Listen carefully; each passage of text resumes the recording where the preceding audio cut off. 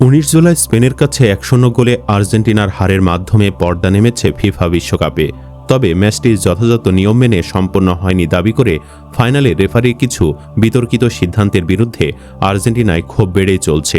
খেলাটি পুনরায় আয়োজনের দাবিতে দেশটিতে শুরু হওয়া একটি অনলাইন ক্যাম্পেইনে ইতিমধ্যে 1,61,500 এর বেশি মানুষ স্বাক্ষর করেছেন। এদিকে সামাজিক যোগাযোগ মাধ্যমে আরেকটি দাবি ছড়িয়ে পড়েছে। সেখানে দাবি করা হচ্ছে সিসিটিভি ফুটেজ পরীক্ষা করে নাকি দেখা যায় আর্জেন্টিনার প্লেয়ারদের খাবারে একটি বিশেষ তরল পদার্থ মেশানো হয়েছিল, যা খেলে নাকি শরীর দুর্বল হয়ে যায়। তাই ফিফা নাকি পুনরায় ফাইনাল খেলা করানোর সিদ্ধান্ত নিয়েছে। আসলে কি ফাইনাল খেলা আবার হওয়া সম্ভব? সত্যি আর্জেন্টিনার খেলোয়াড়দের খাবার অবৈধ তরল মেশানো হয়েছিল?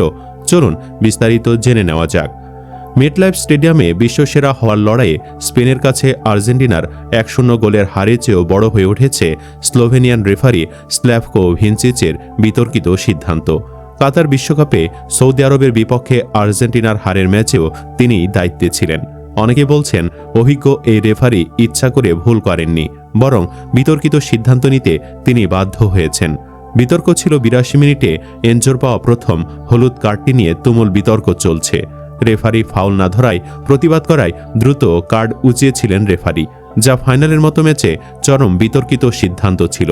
92 মিনিটে 10 জনের দলে পরিণত হয়ে ভারসাম্য হারায় আর্জেন্টিনা। পুরো ম্যাচ জুড়ে রেফারি দ্বিমুখী নীতি স্পষ্ট ছিল।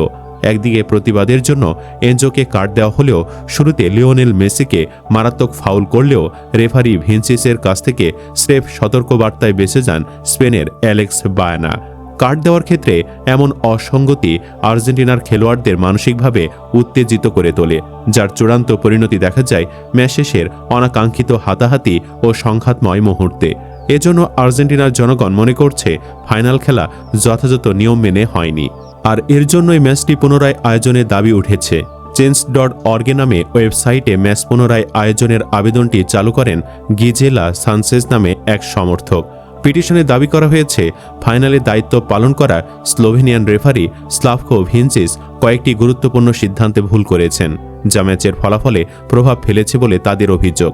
পিটিশনে রেফারিংয়ের বিষয়টি পুনর্বিবেচনার পাশাপাশি বিশ্বকাপ ফাইনাল পুনরায় আয়োজনের আহ্বান জানানো হয়েছে। সামাজিক যোগাযোগ মাধ্যমেও বিষয়টি নিয়ে সমর্থকদের মধ্যে ব্যাপক আলোচনা চলছে। তবে ফিফার বর্তমান নিয়ম অনুযায়ী এ ধরনের অনলাইন পিটিশনের ভিত্তিতে কোনো ম্যাচ পুনরায় আয়োজনের বিধান নেই। বিশ্ব ফুটবলের নিয়ন্ত্রক সংস্থাও এখন পর্যন্ত ফাইনালের ফলাফল বা রেফারিং নিয়ে কোনো আনুষ্ঠানিক পুনর্বিবেচনার ঘোষণা দেয়নি। বিশ্বকাপ চলাকালেও একই ধরনের একটি ঘটনা ঘটেছিল। স্পেনের বিপক্ষে সেমিফাইনালের পর ফ্রান্সের কিছু সমর্থকও বিতর্কিত পেনাল্টি সিদ্ধান্তের প্রতিবাদ জানিয়ে ম্যাচটি পুনরায় আয়োজনের দাবিতে অনলাইন পিটিশন চালু করেছিলেন। সে পিটিশনেও কয়েক হাজার মানুষ স্বাক্ষর করলেও টুর্নামেন্টের ফলাফলে তার কোনো প্রভাব পড়েনি। এদিকে সোশ্যাল মিডিয়ায় একটি খবর ছড়িয়ে পড়েছে। সেখানে লেখা হয়েছে ফিফা নাকি বিশ্বকাপ ফাইনাল ম্যাচ আবার আয়োজনের নজিরবিহীন সিদ্ধান্ত নিয়েছে। দাবি করা হয়েছে যে ড্রেসিং রুমে ষড়যন্ত্রের খবর ফাঁস হয়েছে এবং সিসিটিভি ক্যামেরায় খাবারে বা তরল পানীয়তে কিছু মেশানোর প্রমাণ মিলেছে। লেখাটিতে বলা হয়েছে যে আর্জেন্টিনার কোচ অভিযোগ করেছিলেন হাফ টাইমের সময় ড্রেসিং রুমে অনাকাঙ্ক্ষিত ঘটনা ঘটেছিল।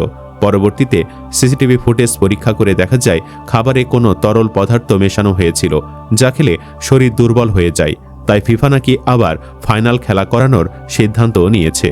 তবে এসব সংবাদের কোনো সত্যতা মেলেনি। আপাতত খবরটিকে গুজব বলে মনে হচ্ছে। সুপ্রিয় দর্শক, আপনি কি চান ফাইনালটি আবারও আয়োজন করা হোক? কমেন্ট বক্সে জানিয়ে দিন আপনার মতামত। ভিডিও ভালো লাগলে লাইক দিন এবং চ্যানেলটি সাবস্ক্রাইব করুন। ধন্যবাদ।